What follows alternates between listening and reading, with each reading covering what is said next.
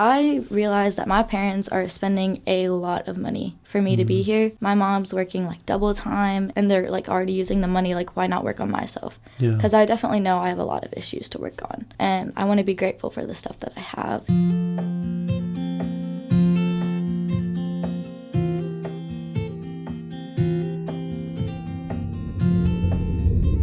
Joe, thanks for coming in and talking to us. Tell me a little bit about yourself.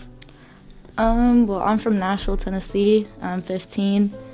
And I was adopted and I had cancer. So, crazy. That's a lot. And I mean, so where were you adopted from? Ashland City. Yeah. Yeah, crazy. You know anything about your birth parents?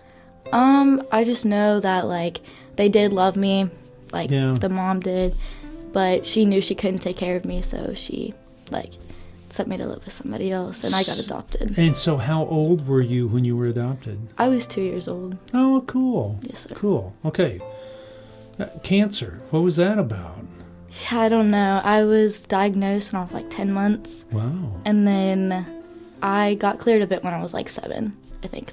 That's crazy. That's kind of crazy. Did you end up, going through a lot of treatment and all that stuff? I did. I went through like chemo and all that. I was bald.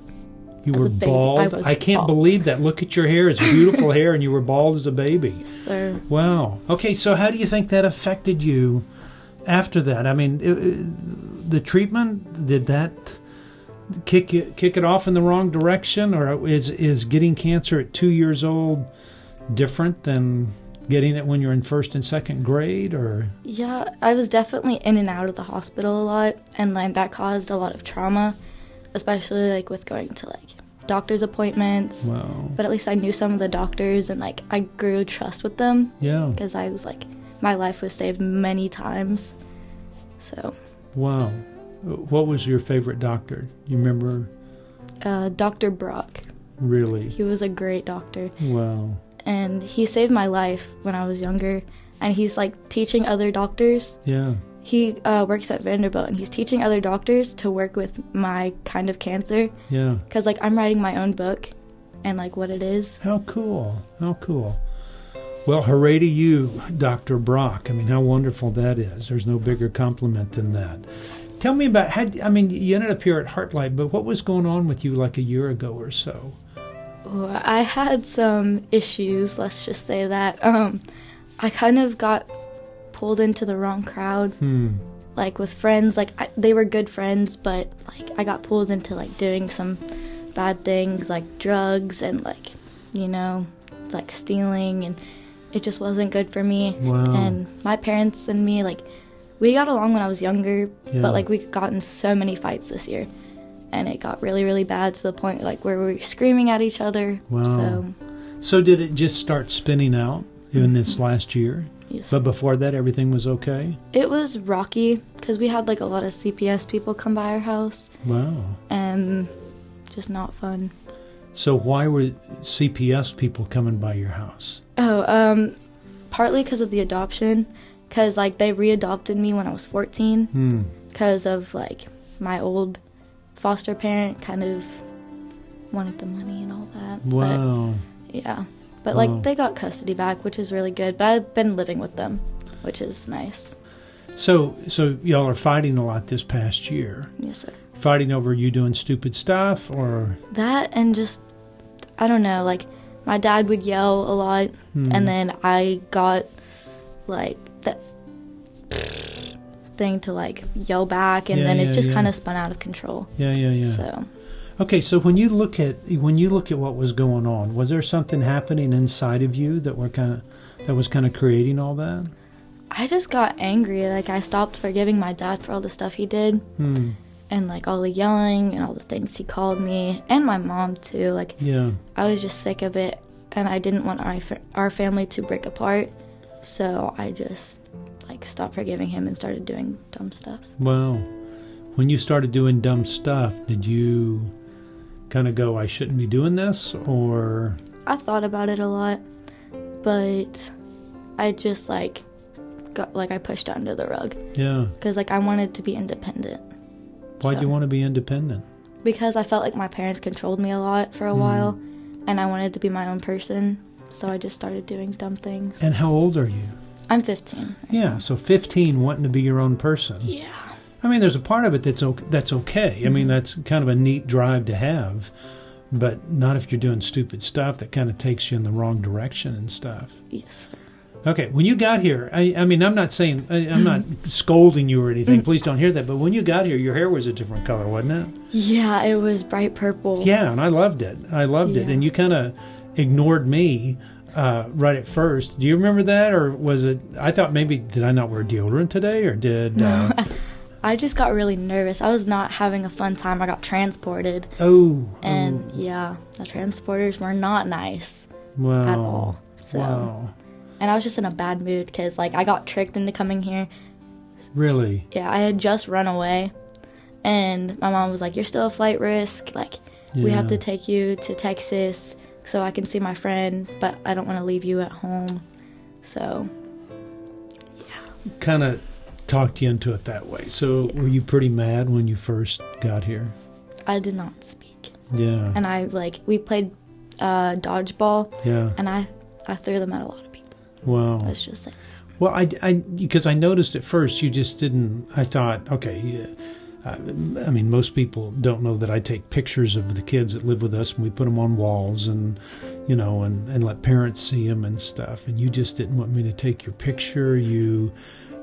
But I don't know whether it was the picture thing. I just thought you're mad at me. I would never be mad at you. No. But I just thought, okay, she's hurting. Were you at that point?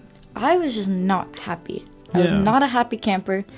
And so I was just like, I don't want anybody to see me right now. Like, I was just not in a good mood. Wow. So what's changed over the last, 6 weeks, 2 months? Yes, sir. I realized that my parents are spending a lot of money for me to be here. My mom's working, like, double time. And, like, if they're not going to, like, use the opportunity to work on themselves and they're, like, already using the money, like, why not work on myself? Because I definitely know I have a lot of issues to work on. And I want to be grateful for the stuff that I have. Yeah. So, like, I know that I have issues and that's something I need to work on. Name 2 of them. I sometimes play with people's emotions. So if I'm in a relationship, I push them away to see if they come back. And that's not good. Wow. And okay, why is that not good? Because it's kind of manipulative. Yeah. That's not good. And I want to have faith in people and trust them. Yeah. But, you think at the core of that it's do you think that at the core there's something that says because I was given up that now I'm trying to find people that want to move toward me rather than me moving toward them? Yeah, I have a lot of friends that feed off my energy and not their own. Yeah. So I feel like more valued, and I don't like being vulnerable at all. So if they just copy my energy, it's so much better. Okay, so why is that so hard for you to be vulnerable? I don't like it. It makes me feel weak. It's like my dad never really showed his emotions. Yeah. He mostly showed it in yelling and stuff. Yeah. So I was more pushed into just feeling it as if it was a weakness, just showing my emotions. So you got to cover it all up. Yeah. Not show it. That's not healthy. No. That's not healthy because then you start using people, in a way. And so, well, I think that'll be kind of neat to see you kind of figure out how you don't have to do all that. When I first met you, I thought this gal is she's a fireball. She's just a fireball, and I just love people with the energy that you have. I mean, you're a great gal, and getting through some of this other stuff, it's going to be kind of neat to see how things kind of start to blossom a little bit. Yes, sir. You think? I think so. I am so excited to see myself grow here and get better because I know I've struggled with that in the past. I've been sent to other programs, and that they didn't really help me. Wow. But also this place is longer term, and I'm not going to be around a bunch of the people that were my friends. I can still talk to them, but it's not going to be they're pressuring me into things. So I feel like this place is going to help me a lot. Yeah, we're going to get you a good spot. Promise. Well, thanks for coming in and sharing. Really, it's a great chapter in your life to look at and try to figure out what's going on and so that you don't repeat the stupid stuff in the future, but learn the good stuff. That, there's some great lessons.